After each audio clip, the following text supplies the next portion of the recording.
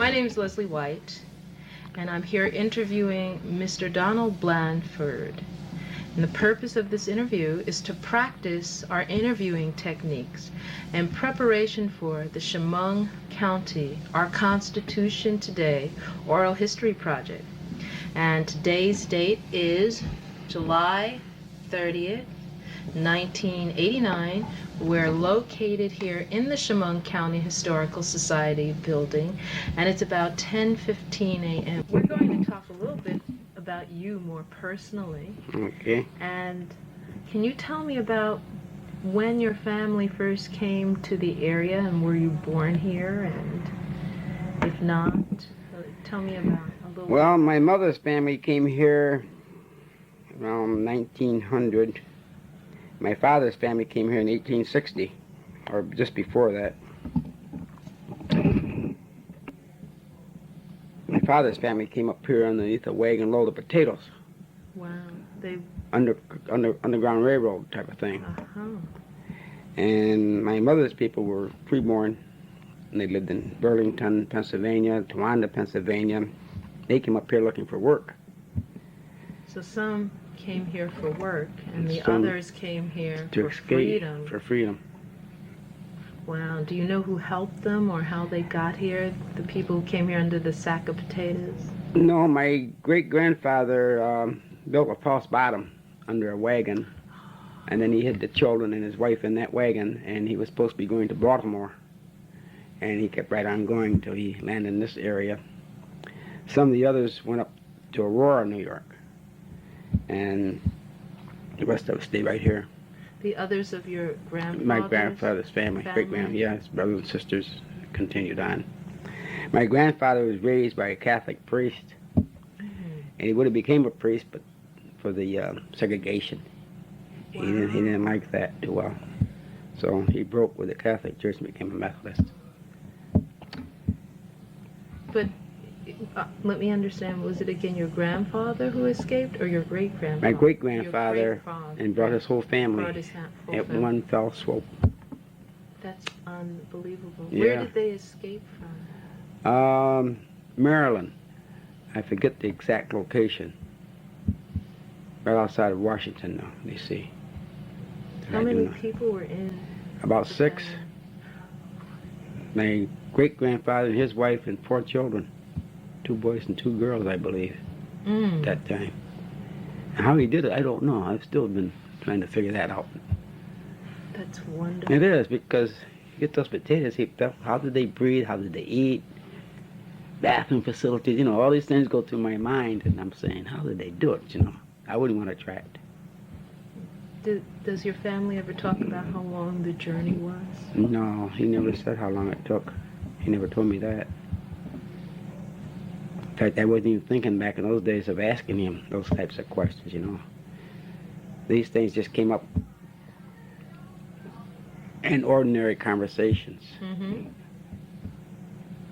He was an artist, he was a paper hanger and a painter, he was an inventor. He could play just about any musical instrument. He could speak 5 or 6 different languages. Amazing.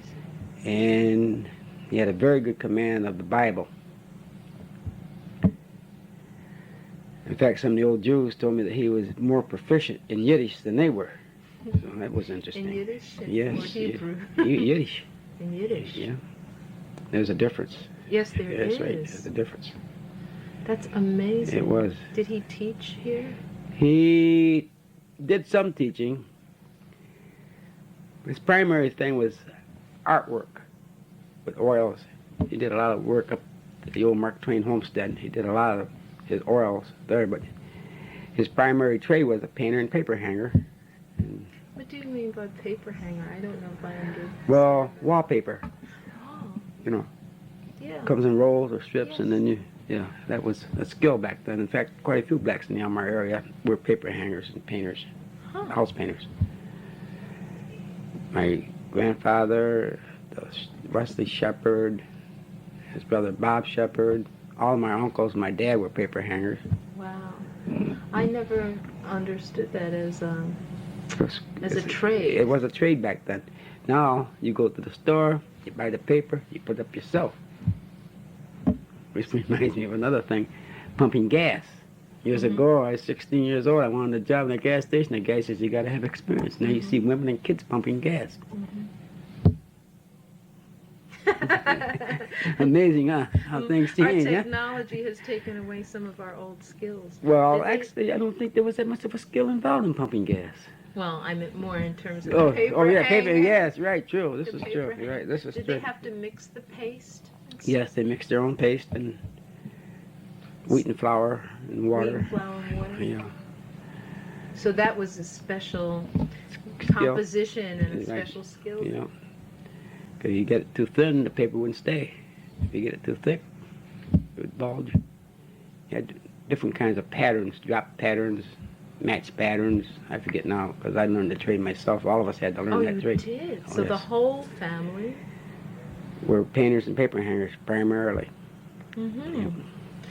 But it started with your grandfather. What did your great grandfather do? He was a drayman, as I understand it. Now, a drayman was Thank something you for explaining. Yeah. That's something with the cart or the yeah, with horse? the cart, horse and a cart, and he went around hauling stuff for people, moving people, hauling stuff for merchants, or etc. I heard about that from Mr. Bright. Yeah, his grandfather was in that particular business too and started it. Were your families connected at all? No. In fact, as I understand it, there weren't too many jobs available for blacks in those days. Mm-hmm. You were groundskeepers, you were maids, you were chauffeurs, and you had to have certain skills. Some had restaurants, some had barber shops. I don't know. Can't remember too many of the other skills they had. Mm-hmm.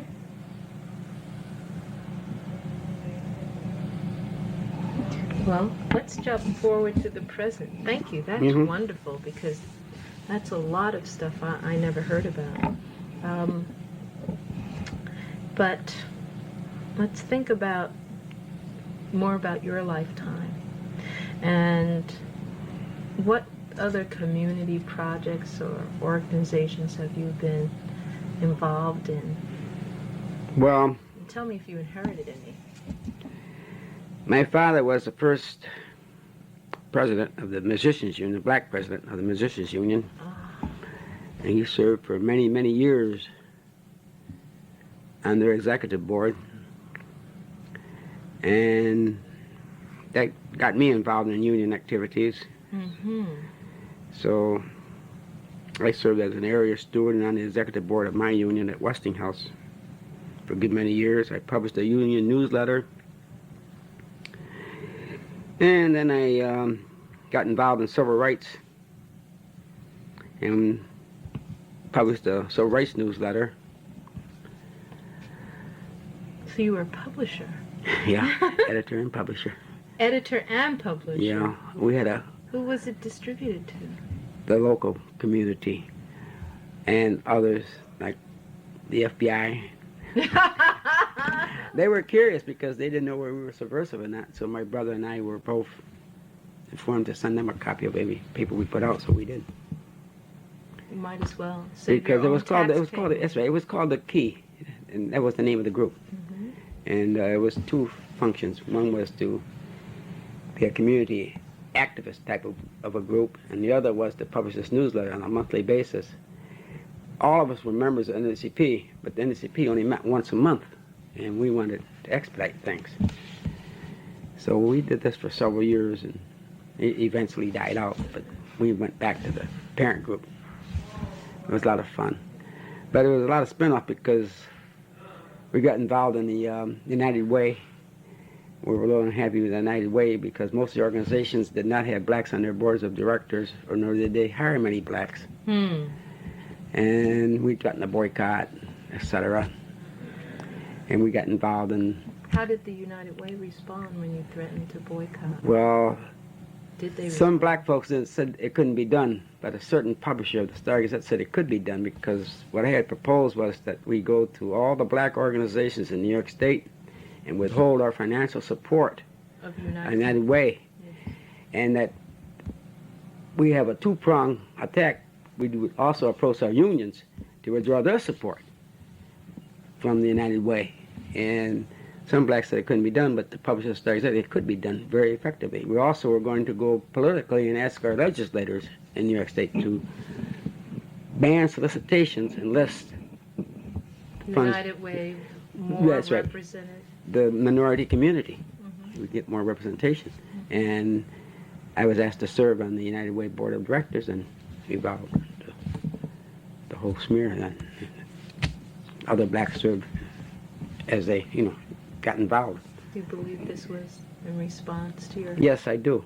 Direct response, because I worked at Westinghouse at that particular point in time, and I refused to contribute on that basis. And I got a phone call a couple of days later saying, would you be interested in serving on a committee? And I said yes. So then went on up and chaired certain committees, and then I became a member of the board of directors of the United Way. And it's very effective, protest, that type of boycott. Can you tell me when the newsletter occurred? In the late 1950s, early 1960s, up to probably 66, 67. And the United Way? The United Way was around that same period of time, because then they started responding by having more and more blacks participate. And I was the first black elected to be the Grand Knight of the Knights of Columbus. Oh. And I got involved in that organization because I protested their policies of not including blacks. And I was told that I was welcome to join. I hesitated for about 5 or 6 months, but they pursued me, and I did join, and I went through all the chairs and became the first Grand Knight of that organization. Did others 2 join? terms. Others joined. My brother-in-law's brother became a Grand Knight up in the Rochester area. And I found that there's a... When was this? In the 1960s, 1970s.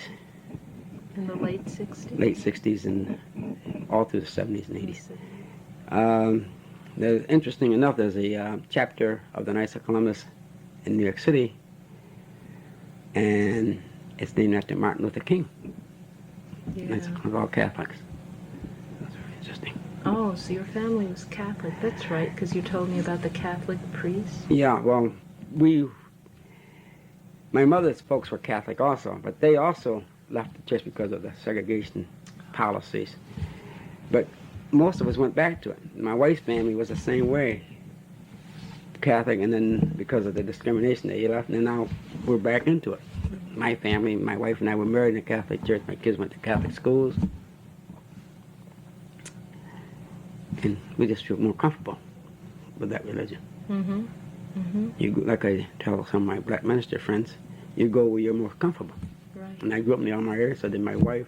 We have the same mixtures, Indian, white, and Irish, and black, So we're just more comfortable this way. 41 years. That's a long time.